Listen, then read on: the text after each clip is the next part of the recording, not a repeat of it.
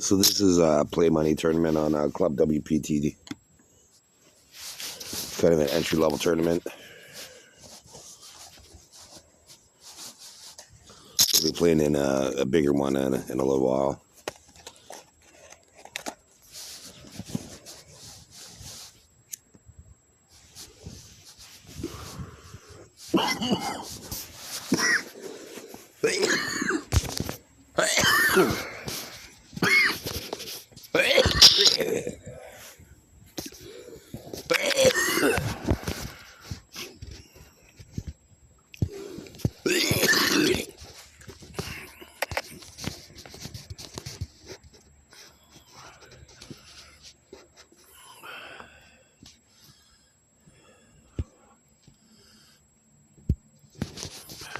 So this is kind of like a terrible flop from my kind of hand, but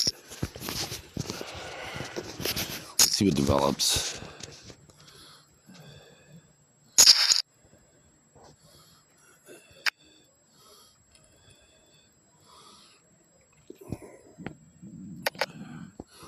So if somebody has the king, that really shouldn't have changed too much, so I'm going to just fold here. Because the jack kind of, there's no ace, so it's better. He does likely have the king here. Because he didn't hesitate to bet when the jack, the lower card came. So he could have two pair, could have jack king, bull king jack.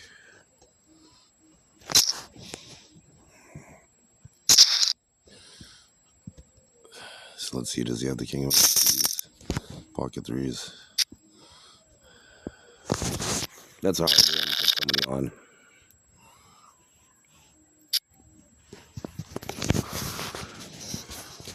Yeah, well, they kind of bet it wrong. They should have been more aggressive on the flop. They only made a 40 chip bet on the flop, meaning they allowed the person that beat them to see a club for cheap. So then they had the flush draw. Then when they made the call for the 200 chips, and then they got the flush, and then they won. Whereas if he would have made a big bet on the flop, that guy probably would have folded before he's seen his club, and then wouldn't have chased at that point. So he probably would have won the hand. He wouldn't have won a big pot, mind you, but he would have won rather than lost. So that's kind of what you have to do. You have to kind of chalk up the sequence of the hand and see how you could have played it better, where you could have won it when you lost it. Because sometimes it is betting on the wrong street. Like if you're in last position, like this guy is right here with a little chip there in front of his name, then that means you get to react after everybody else, right? So, what happens is if you don't get a react after everybody else, you're in early position, you have to, you might want to get some feedback from the table before you make your move. So that means on the flop, you're checking, and then all your opponents check. And then you realize they probably don't have any of the flop, and then you try to make your move on the turn. And by that point, you hit the turn. Whereas if you would have made your move on the flop, it would have been successful. So that basically happens quite a few times, like quite often. Like either you bet on the turn instead of the flop, or the river instead of the turn.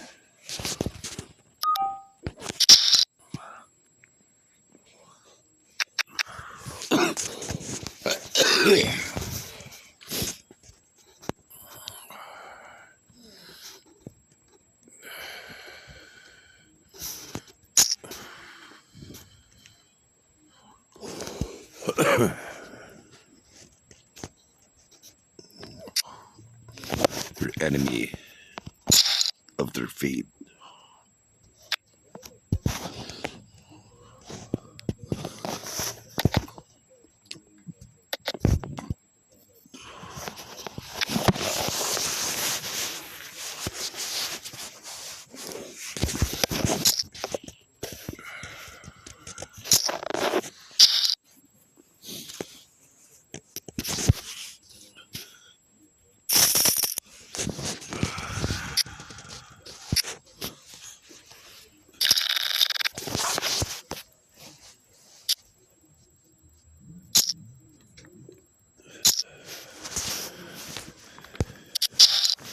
My stomach is growling.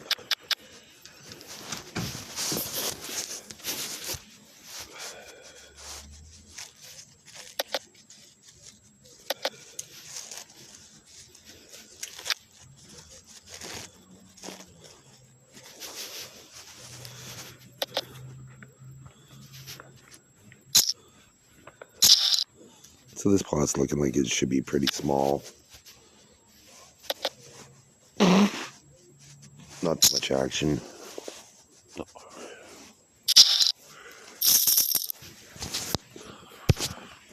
Sometimes that happens. You end up with a big hand, but it's just a small pot.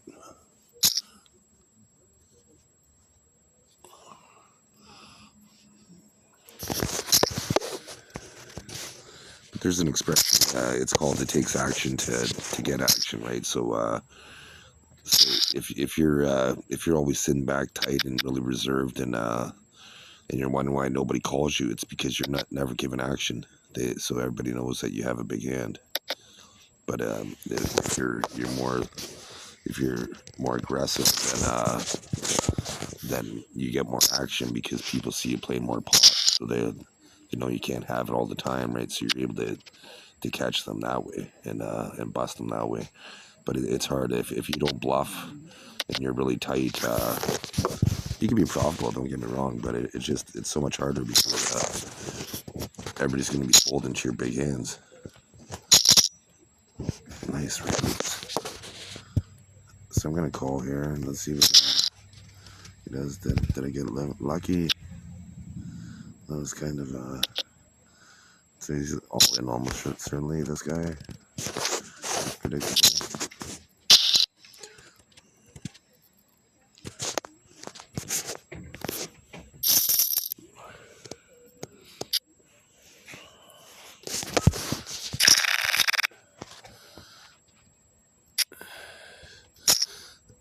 So the guy that just won the pot, his modus operandi is to wait a street and then bet. He bets like that. That means he probably made the flop, hit the flop.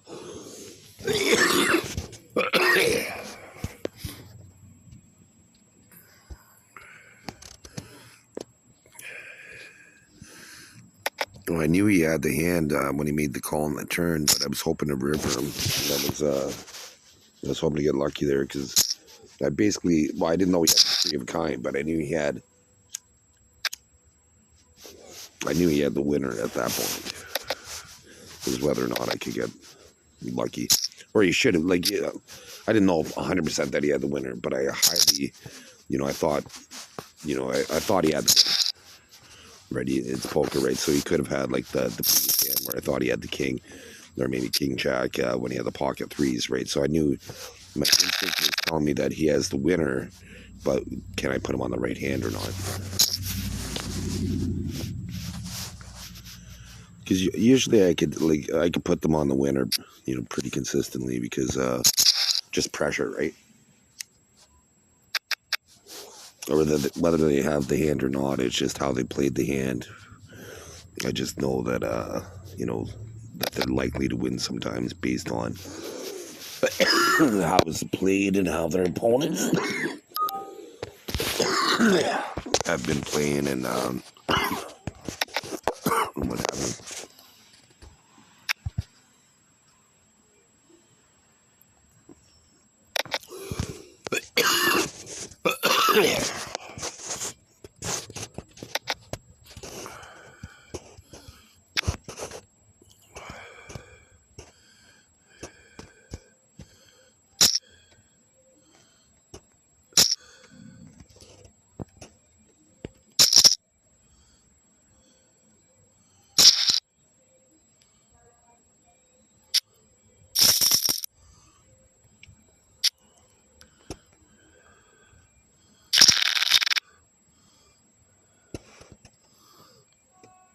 So the best part about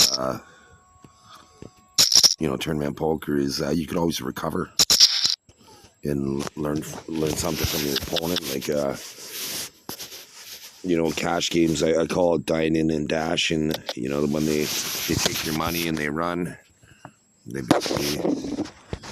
beat you for a hand, and then but in tournament poker, you unless they switch tables or you switch, unless you or they switch tables,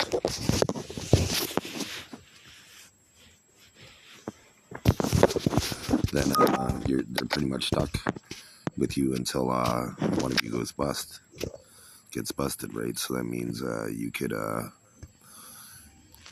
they could beat you early and you could punish them and knock them out later on in the tournament. I was likely to get does he have a spade? That's a club, I think. I was likely to get called there. Like, he made a poor call with that hand he had, but I was likely to get called there because it was the backdoor flush, meaning it was one card for the flush on the flop, one card on the turn, one card on the river, right? So that's kind of the sneaky. That's the easiest flush to bust people with.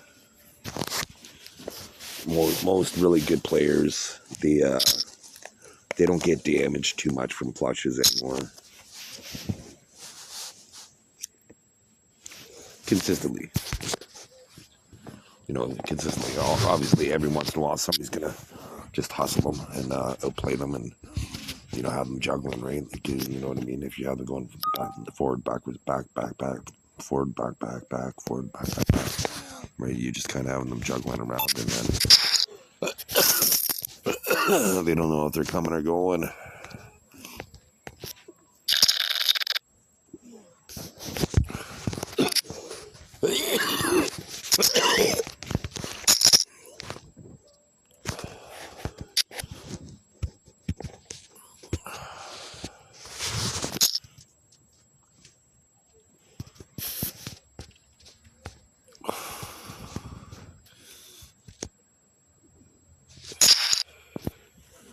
So really, like, you just want to be about average stack in a tournament. Chip leader at your table ideally, because then you can't get busted. Then you could start pressuring the table more. Because if you have 5,000 chips and everybody else has 1,400 chips, you can make a $500 bet as a bluff, right? It's 1/10 of your stack, but it's over 1/3 of their stack, right? So you're able to put considerable pressure on them. Like, if I get up there in chips, you watch how I play. Like, I'm basically calling anything. It's hard to get me like off a hand because I could get lucky that hand, and I know I have opportunity to recover afterwards, right? So I'm willing to take more chances.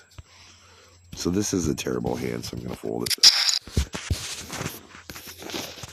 I was in first position, right? So everybody reacts after me. There was a guy all in, so if I did bluff, I would have to reveal my hand, and then everybody can be like, he's a bluffer.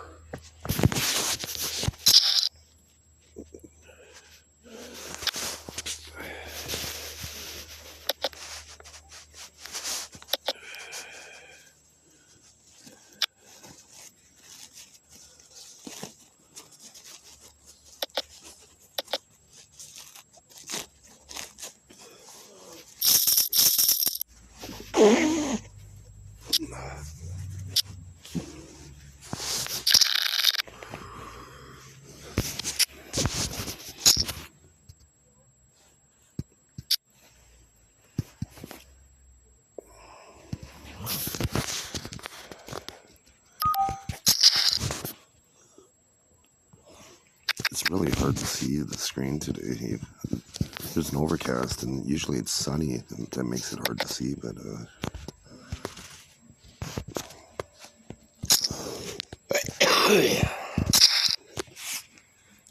so basically you make there's 4 types of bets, right? You bet to protect, you bet to get them to fold, you bet them to get to call, and you bet them to which is kind of bet to protect is to fold, and bet to call, and then bet to raise, right? When you make a bet for them to raise. You're making like, hey, I don't got much, guys. Don't take this pot away from me.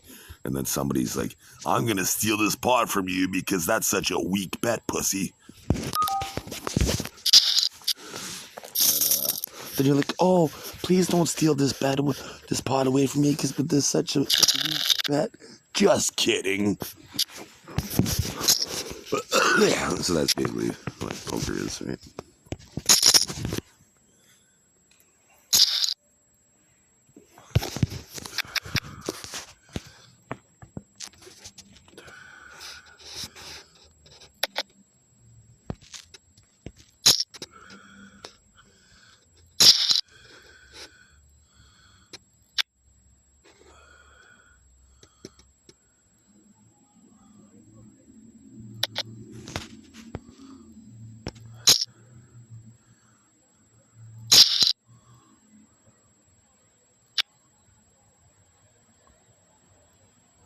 He could have the ace. I'm going to check it down, though. I knew he was going to check, so I likely have the winner.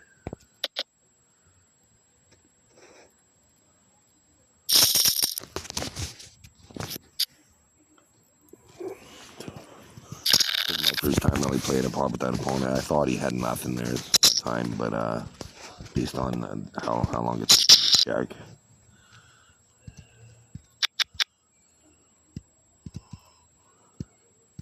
Because if you check, that's a sign of weakness in poker.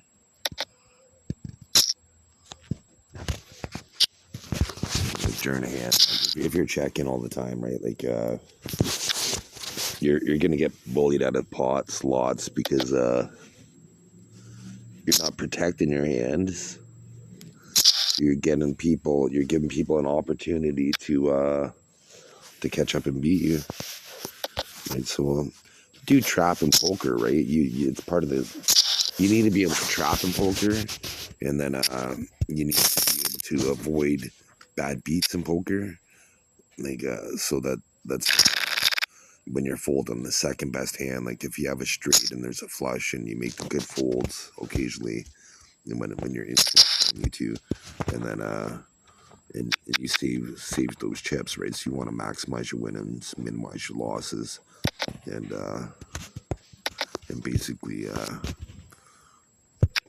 try to take as many pots as possible from your opponents that they're like when they're checking that they don't really seem interested in it, right? So you want to throw a little bit of chips at the pot to try to get a few folds. So like now, okay, yeah, he doesn't have many chips. I'm gonna call because he could have a streak here. I'm just calling basically to put him on a hand.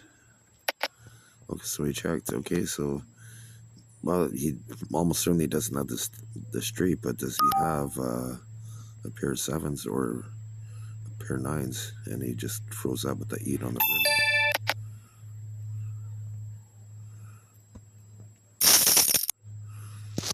Queen Jack. So they're playing pretty good. That opponent's playing pretty good.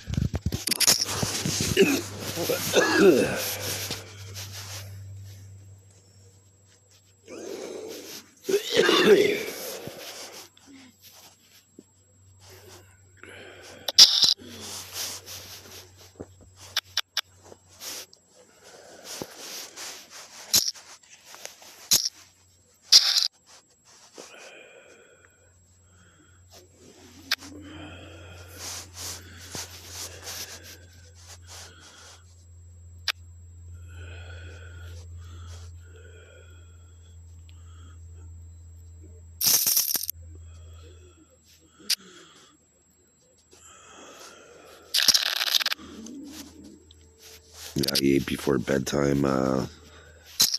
Then pretty much went right to bed, and so now I woke up hungry. At least with me, I can't eat before bed without waking up starving. So I'm better off going to bed hungry than I wake up full.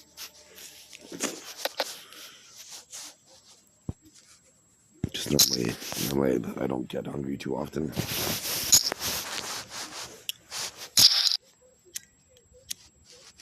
Normally I just eat because I realize I've been up for a while and I should eat.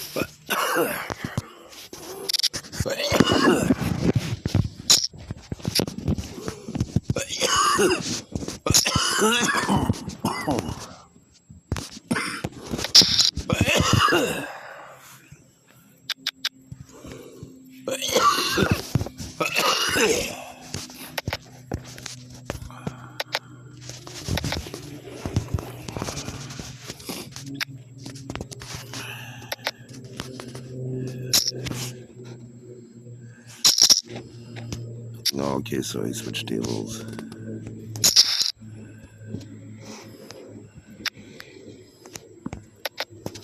What does he do here? Let's play money, so I'm gonna lose this pot, but no, well, that's a nice bet. So he does almost certainly have the king, but he doesn't seem to be afraid of the 7.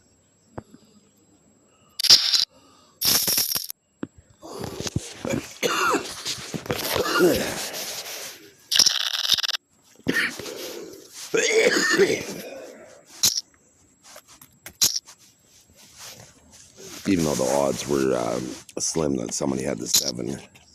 I guess he could have had the 7, but based on how he played, it was either he had the king. You need the king because he starts getting aggressive on the turn, right? So either he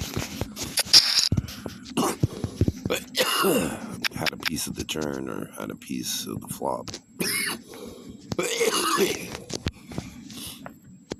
He could have pocket kings.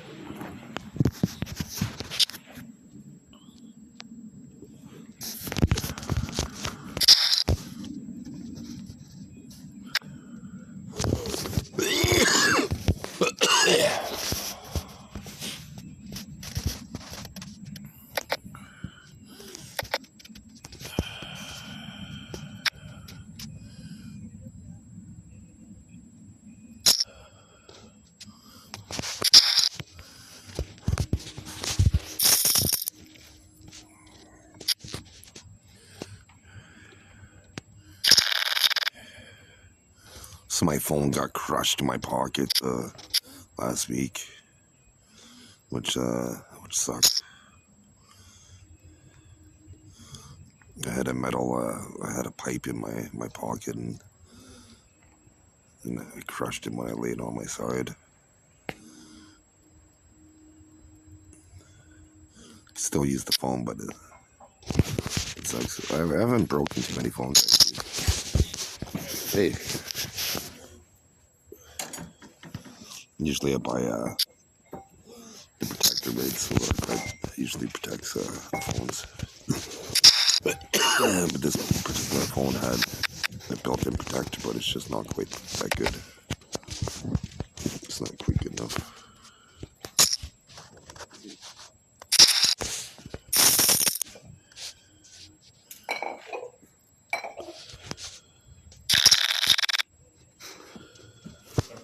You too.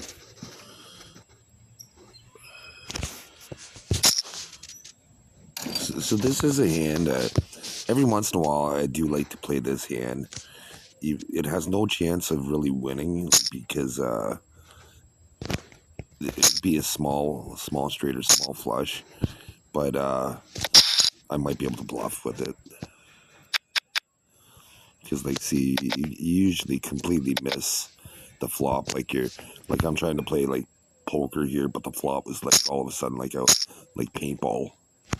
Just something completely out of left field.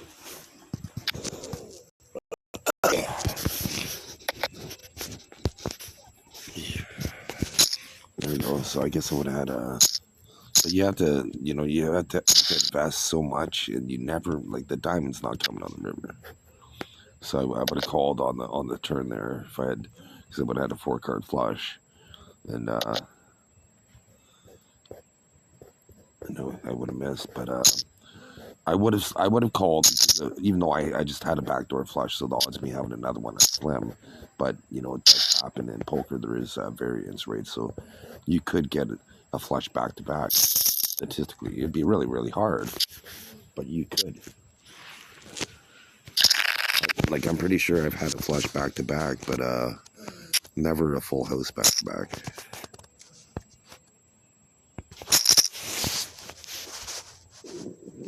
Some days are just luckier than others, right? Like, you could be playing on an app for years, and then all of a sudden one day you might have a straight flush and a 4 of a kind. Right? So that's a pretty lucky day if you have a straight flush and a 4 of a kind, right? Like, that's like, some apps are easier than others. Like, I was playing on this other one that you might see on my Facebook profile, and that particular app was easy to get big hands. It wasn't real odds. That's why I stopped playing it. It's alright. I like playing it because like there was aspects of that app I liked, but way too many 4 of a kinds. I played for maybe a year and a half. I had over 30 4 of a kinds, 3 flushes, and a royal flush, and I didn't.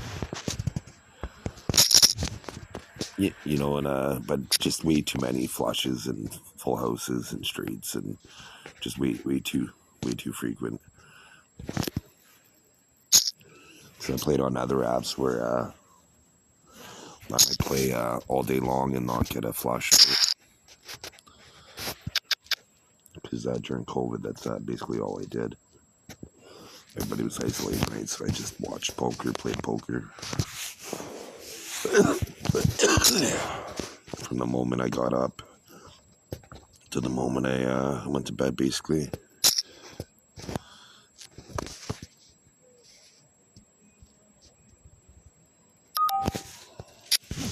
I wanted to call, but it's unlikely I'd be the winner by the river.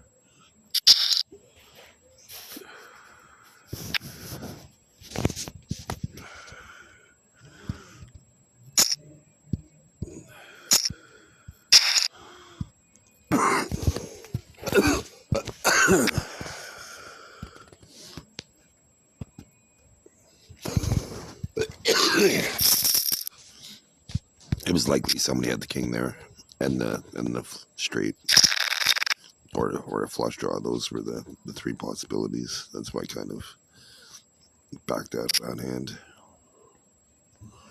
So Mr. 95 Chips is almost certainly going all in.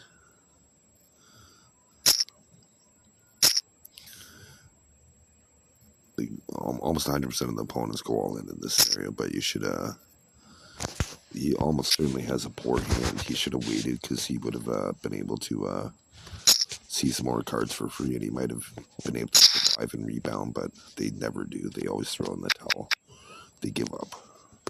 Big bad beat, and they go all in the next hand, and which is frustrating. Like, don't get me wrong. Like, everybody wants to give up, right? It's natural to want to give up, but at the same time, as soon as you're in that situation where you're short-stacked, it now becomes you're unlikely to win the tournament, but now you want to try to survive as long as possible. It becomes a new challenge. Like, so, like, just see. So he did have ace-9 whip, so that was fairly decent, right? Like, he pretty much had to go in with that, and he won, right?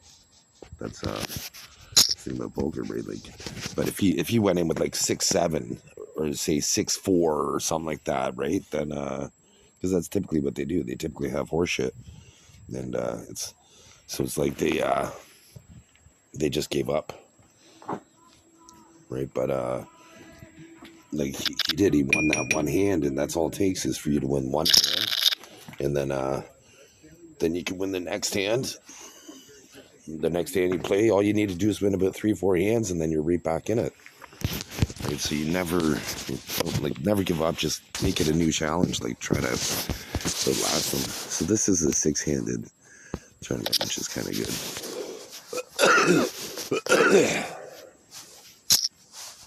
I practice more on six-handed. Specifically because of the World Poker Tour, actually. Like I started playing, on the World Poker Tour, the final table is six-handed, so I wanted to get as much experience playing six-handed as possible. Should I make a World Poker Tour final table, I'd have more experience than my opponents. So, because I did this for years, right? So that means I'm used to, like, if I made the final table, I'd be used to being short stack sometimes, middle stack, chip leader, because I played so many thousands of times that I know how to navigate regardless of the situation. And I usually try to play, try to enter the six-handed table as with the least amount of chips as the underdog. So I like to always play as the underdog. So once I'm in real money, like if I'm playing for real money, then if I am the underdog, it's like I'm not going to sweat it because I'm like, okay, I have all this experience. But if I'm not an underdog, then I'm going to be able to exploit it because I used to be an underdog, like a 5-1 underdog or more, right?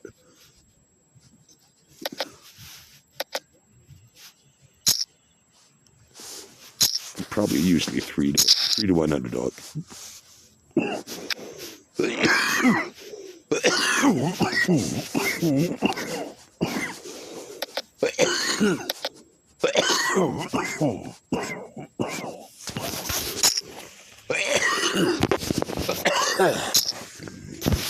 And I like to make little challenges for myself.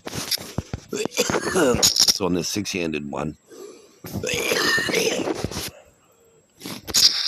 actually I won't do the six-handed, I'll do the other one. Because the six-handed is more value. But I'm going to bluff off 1,500 chips and then fold, basically.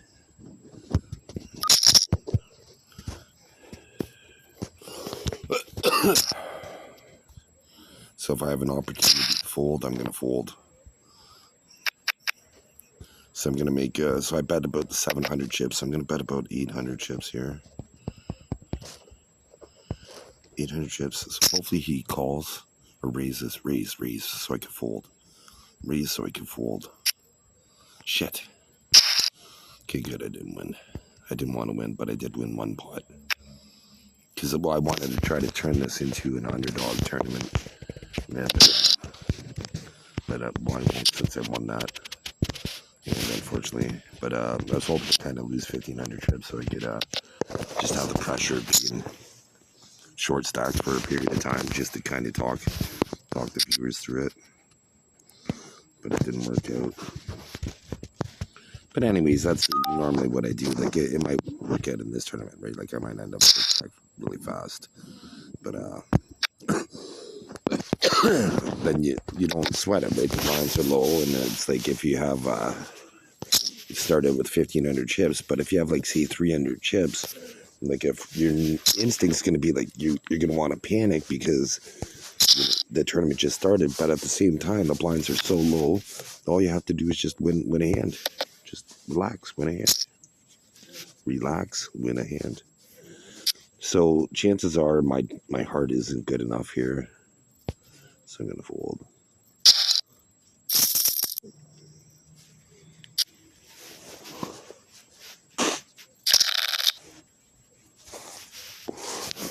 It would have been nice if he would have bet lots of chips, like say about 1,000 chips. I would have called, knowing that I most likely would have lost, just to set the underdog challenge. It's play money, right? It's not real money, right? So you could do things like this. You could call knowing you're going to lose just to improve your game overall, right?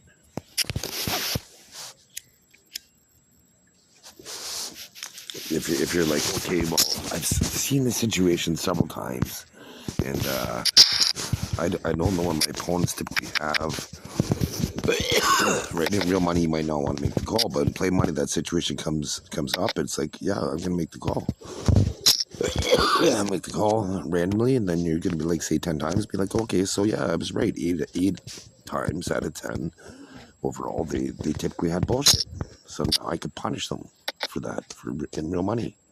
Once I had got that same type of feeling, that same type of scenario. And scenarios are always different, right?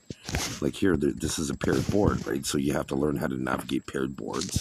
You have to learn how to navigate monotone boards where there's at least three or more suited cards. Well, monotone would be all suited, the same suit, but you got to get used to boards with say 3 or more of one suit on the board where there's a potential flush.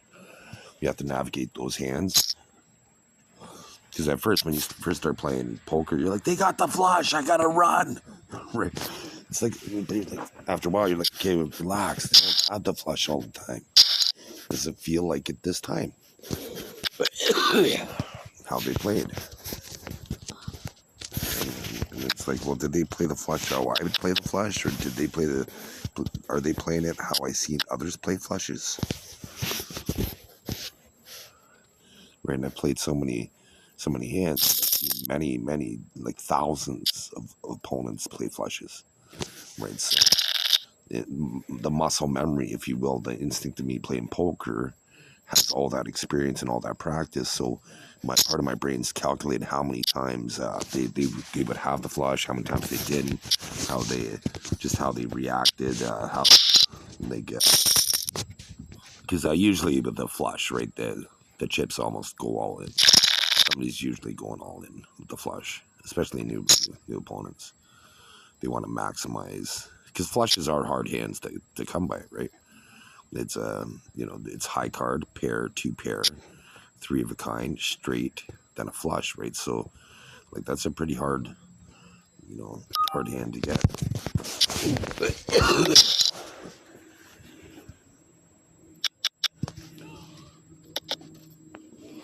And obviously there's full houses, 4 of a kind, straight flush, and royal flush, right? So when you realize the total hand values, you realize that top pair is a weak hand. It's the second weakest hand. You could beat high card in a pair. You can't beat 2 pairs, 3 of kinds. You get crushed every other card. So a lot of people get hammered with that, right? The board will come with an ace high. They have ace king, and the board comes ace high. So they have top pair with the aces and the king kickers. So they feel like they're invincible.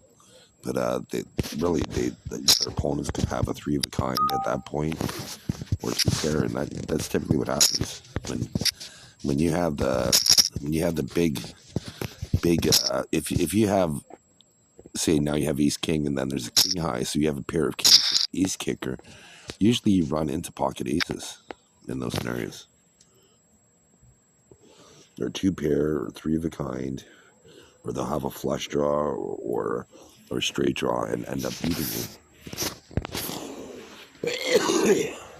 Just like if I flop straight, flush, or full house on the flop, I typically lose that hand. Almost 100% of the time, I lose that hand. Like, I'd say probably 80% of the time. It is most likely rigged, but I always did. Because part of the reason is I flop such a big hand. I'm like, oh, I'm salivating, like I'm licking my lips. I'm like, I'm gonna get so much out of these fishes. I'm gonna play it so cool. I'm gonna slow play. I'm gonna trap, and then I get punished, right, by not betting it right. So it is a combination of it being rigged and then just when you start playing, like, just you don't bet it right. You don't bet it accordingly.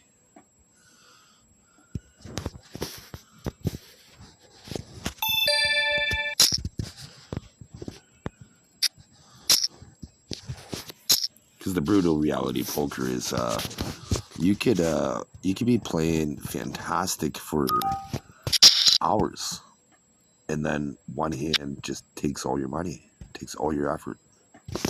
It's like building this fantastic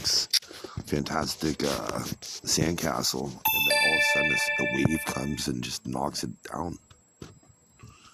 Just right when it's usually right when you're like, okay, well, I'm getting ready to go to bed, and then usually that's when it happens. It's like right when you're getting ready to quit, and so you just put the final touch on your sandcastle, and then somebody just comes and like a wave just knocks it down. Okay, so I guess I have a decent chance of winning, so I'm gonna call this.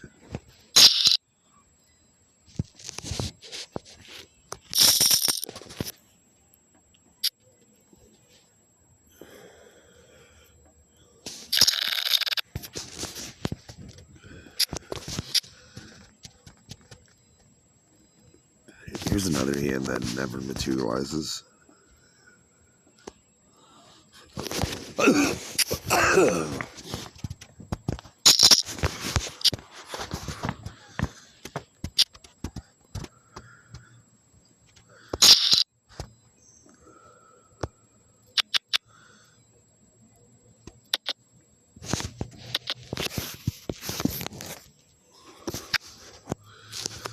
Okay. He doesn't have the king. I do.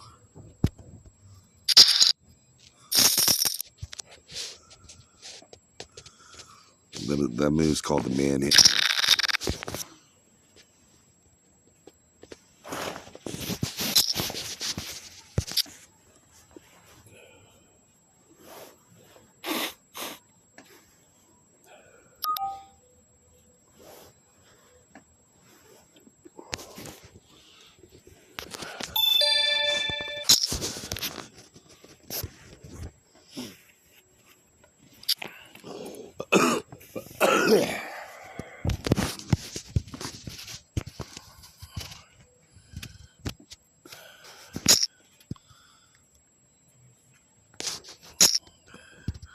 I guess I'll call this. I'm gonna play a big pot with a player on the right.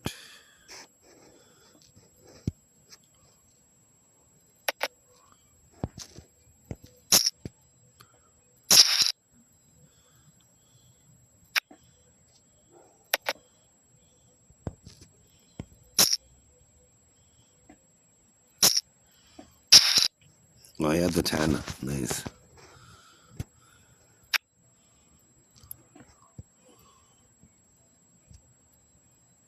I think he did. It's kind of hard to tell because I have a crack rate. It's alright.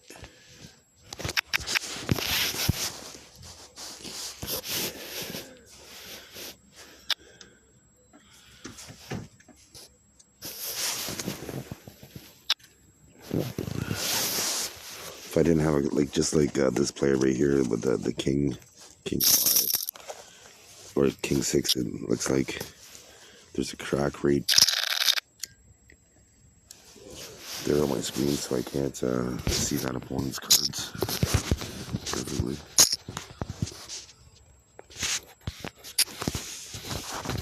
I thought you were Kelly. Oh.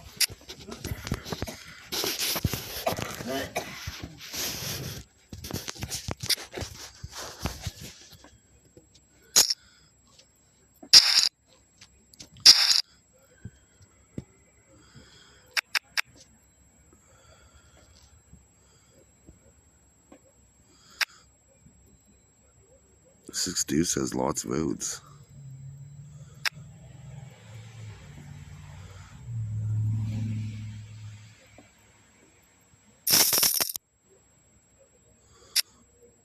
They had the flush, the gut shot, making pairs.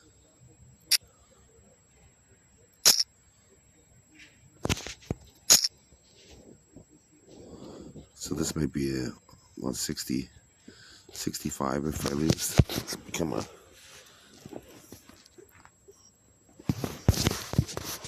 survival video. Typically I wouldn't call with that Jack King, but I don't believe this opponent.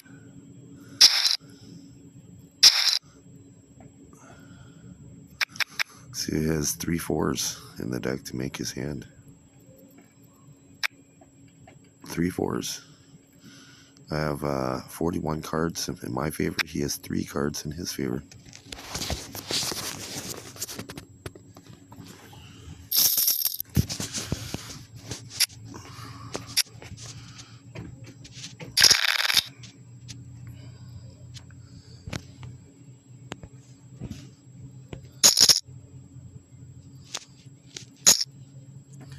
Let's see.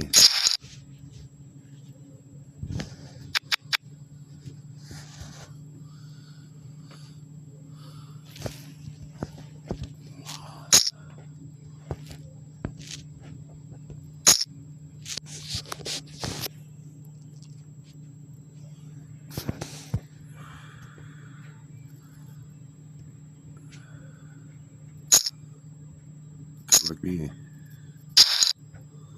9s. So 3 queens. 2 opponents. Now there's 42 cards and only 3 cards wreck my day.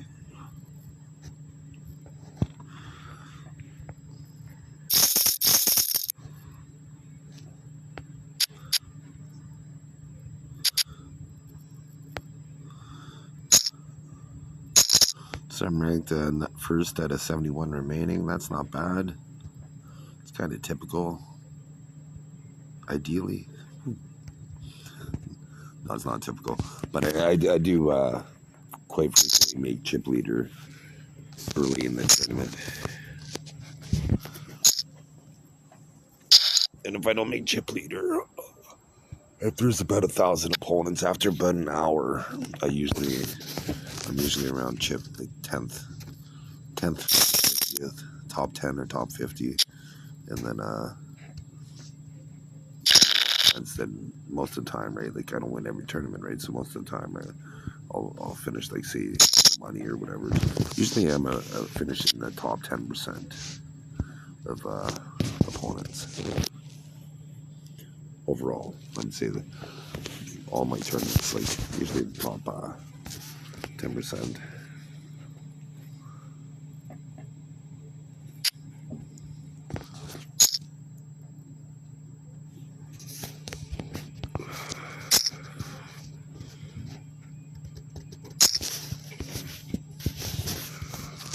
Hey, Christian. How's it going? I gotta go work for a few hours. Okay. Money. Yeah, that must be nice. It'll feel good, eh? Anyways. Yeah.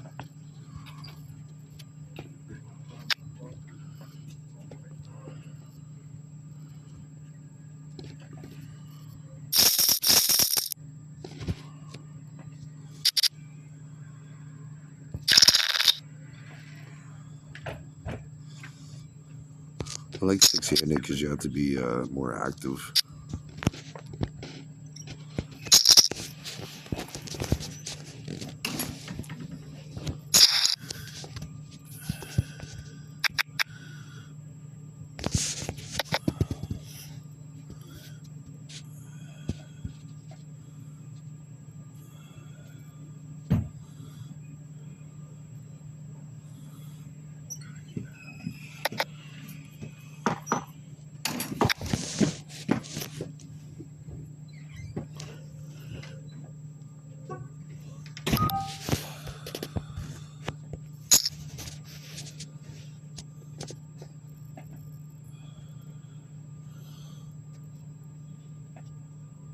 I'm just trying to pressure my opponent.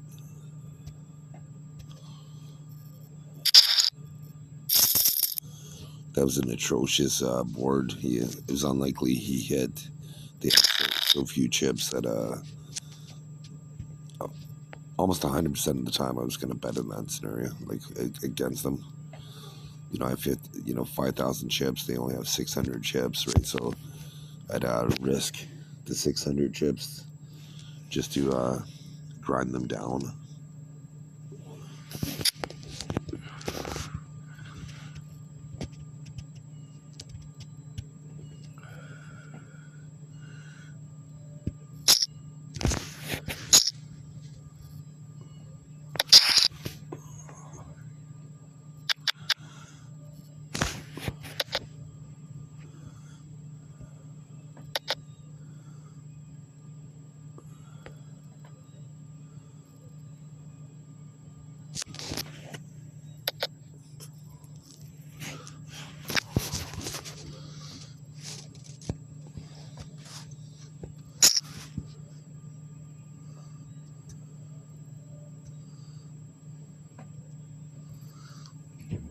Says you can see I got the flush draw, I got the open-ended straight draw, plus being able to make a pair. Okay, I'll see you later. See you later. So I do have lots of votes here.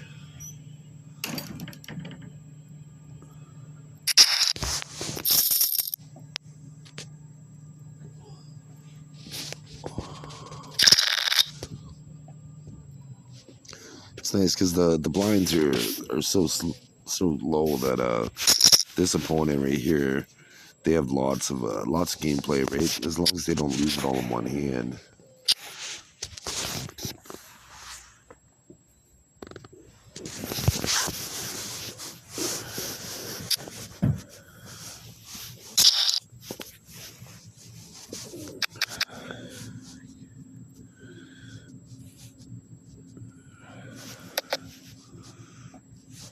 So I was in first, now I'm in fourth.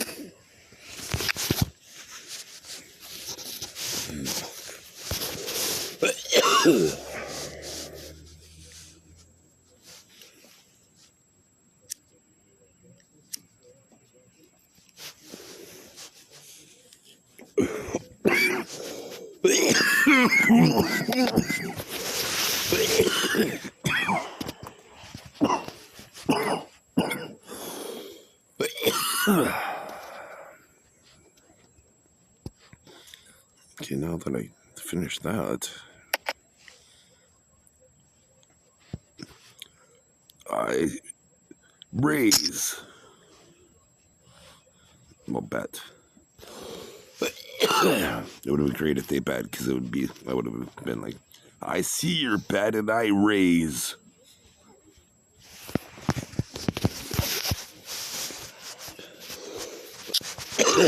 You gotta be funny.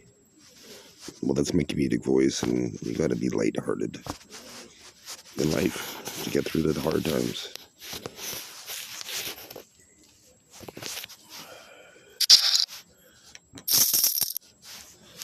You know, the expression is the glass half full, half empty. You know, the realist realizes that there's still time, and they can make the most of their remaining resources.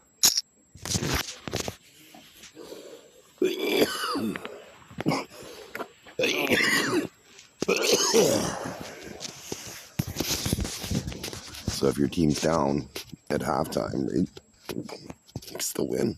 You can still win.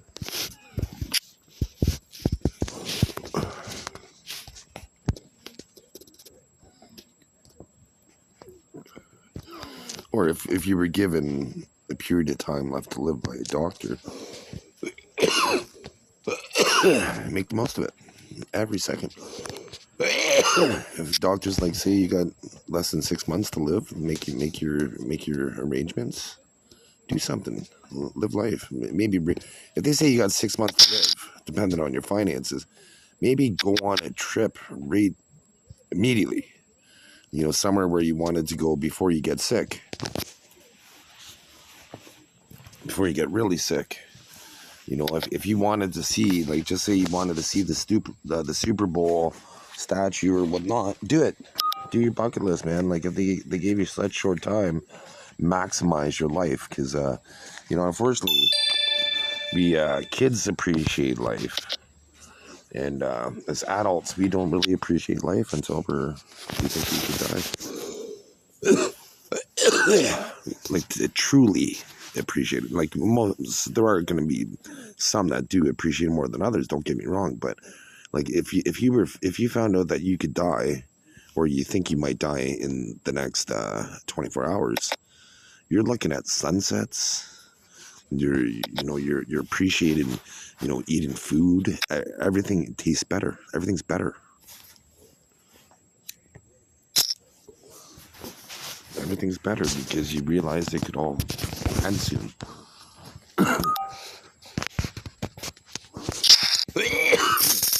So that being said, right, like,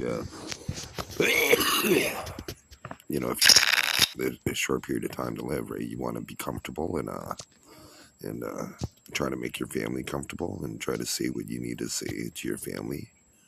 And so probably write down a lot of things, do a lot of writing, or most people have a cell phone nowadays. Instead of writing is good too, so do some writing, because once your family member passes away, when you read their writing, you hear their voice in your brain, right? So you remember them, right? So writing letters, and then or recording, make a recording, and then just be like, hey, like, depending on how old your kids are, and like, reference, make a message just specifically for them.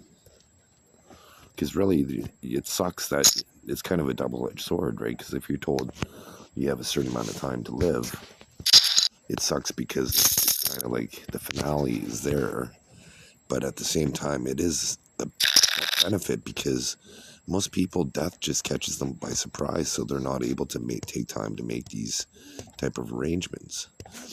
Because I've lost family members both ways, that died suddenly and then slowly, and the ones that have died slowly, we mourned and we grieved while they were alive, and we just wanted them to be out of pain, and then that which facilitated their death, right? We just didn't want them to suffer anymore. But whereas when somebody dies suddenly, it's like somebody just ripped your heart out of your chest. So it is a double-edged sword, right? And that being said, just because a doctor says, remember, you're you know your body better than a doctor does. A doctor knows medical science better than you do. But you know your body, you know how you feel, you know how you recover, you know what sets you back, and especially if you're older, right? Like you know more about your body than so that being said, so you don't get the 6-month notice, when you do feel a first of its kind pain, go get it checked out. Be like, hey, I've never experienced this before, it kind of scared me, I just wanted to check it out. And then who knows, they might end up putting you on a medication that ends up prolonging your life by like 20-30 years. Just some proactive, like, preventative maintenance, right? Like, it's like if you're a mechanic, and just say if you just say NASCAR, you have a NASCAR team, and if your mechanics aren't looking for problems ahead of time before they happen, then you're probably not going to be the best team, are you? If you're the team that's always just reacting and never trying to be proactive, and looking like routine maintenance, like like regular, well, it's not NASCAR now, it's just regular cars, but it's almost springtime, right? So spring means after winter, there's salt or dirt on the roads, so the air filters and fuel, like, filters get clogged, right? So changing the fuel filter, even if you don't think you need it, is going to increase your fuel economy, and or checking before you go on a trip. Make sure you check the tire pressure of all your tires, because it's going to help you with fuel. It's going to help you with safety, right? So that's preventative maintenance, right? If you don't check the tire pressure, and all of a sudden you drive down the highway, and like 50 kilometers down the road, you're calling roadside assistance. You might not even have had roadside assistance because you're not proactive, right? So just be like, if this happens, you listen to this, and you don't check your tires before you go on a road trip, and it does happen to you, just remember you were kind of warned. Right? Do some preventative maintenance.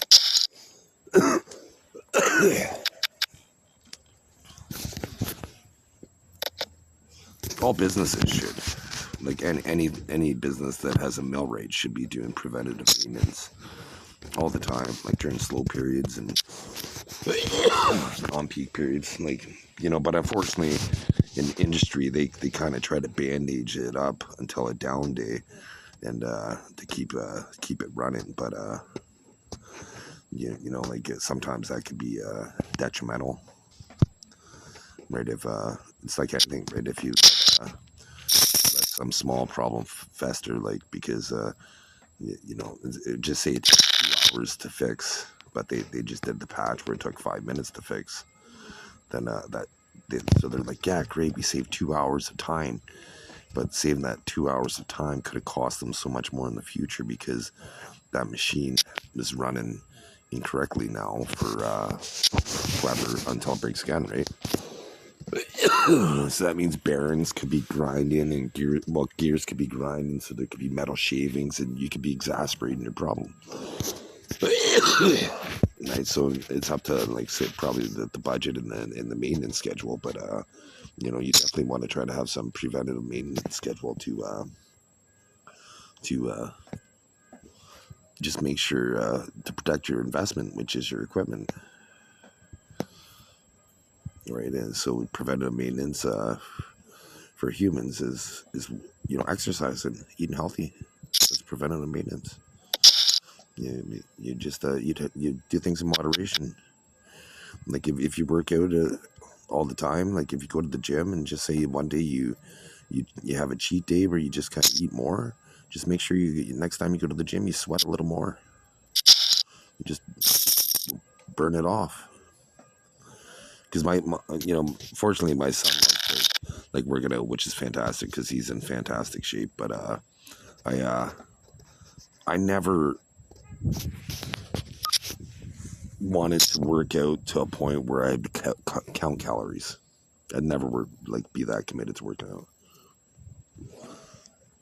I'd want to work out all the time, but I'd still, like, if I felt like having a beer, I'm gonna have a beer. If I felt like eating half a pizza, I'm gonna eat half pizza.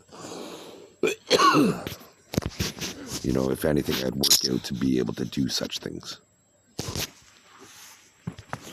to account for having a poor diet sometimes.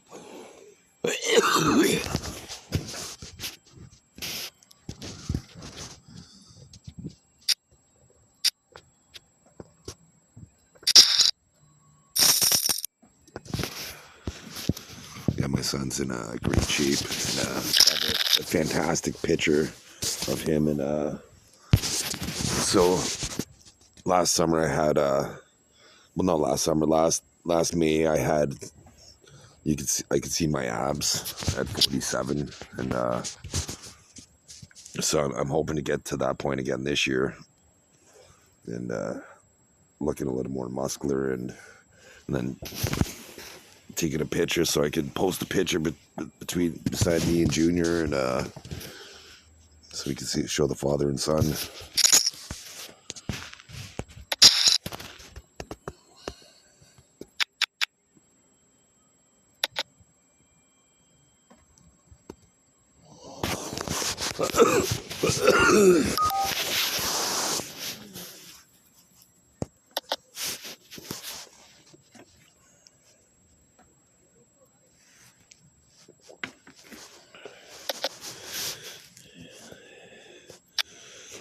So this is kind of just the lull of the tournament. It doesn't really start getting exciting. It gets a little closer to the finish.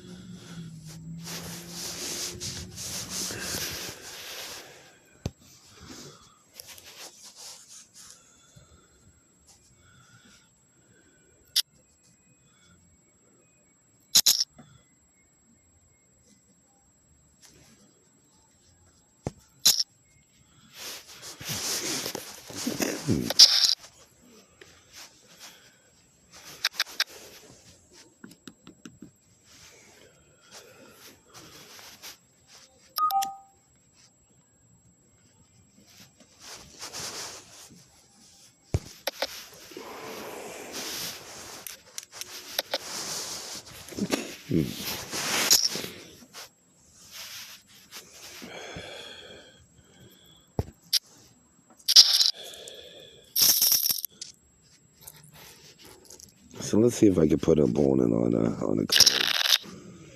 I'll put a bone in on a hand here.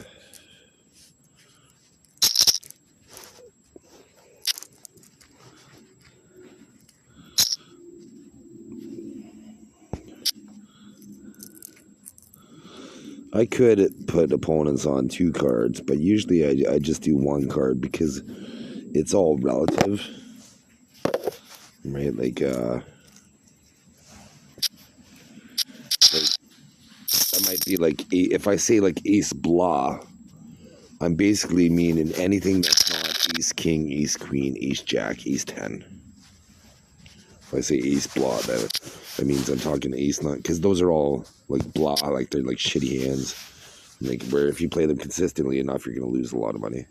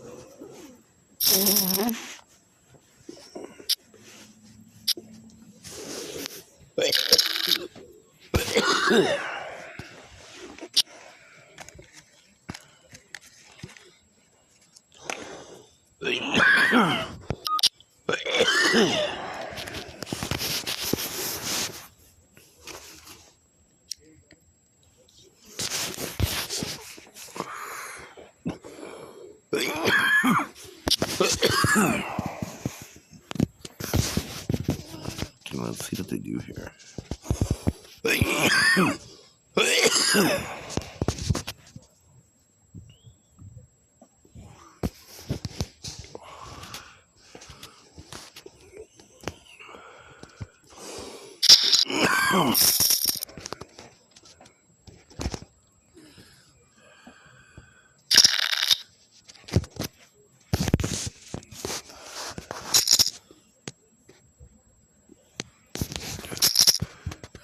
Big stack made the big move.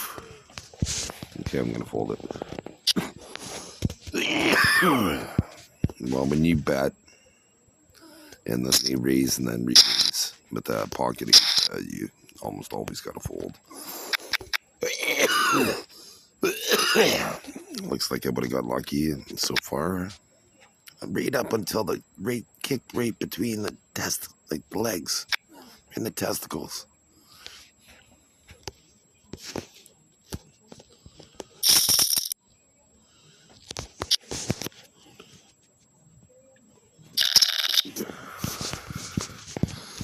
So I avoided catastrophe.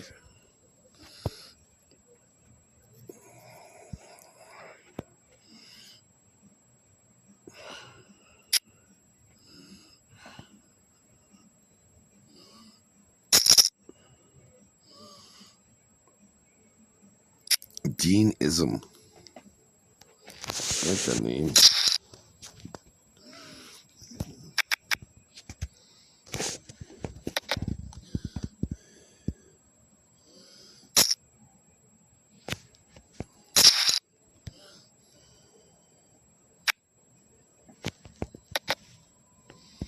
What does Deanism have?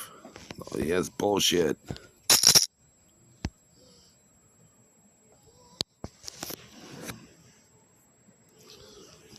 I'm gonna fold. Oh no, he didn't fold. Nice call. Nice not folding. I didn't expect that. So I guess I kind of thought he might have a pocket pair. So let's see what he has. Pocket aces. I was worried about that.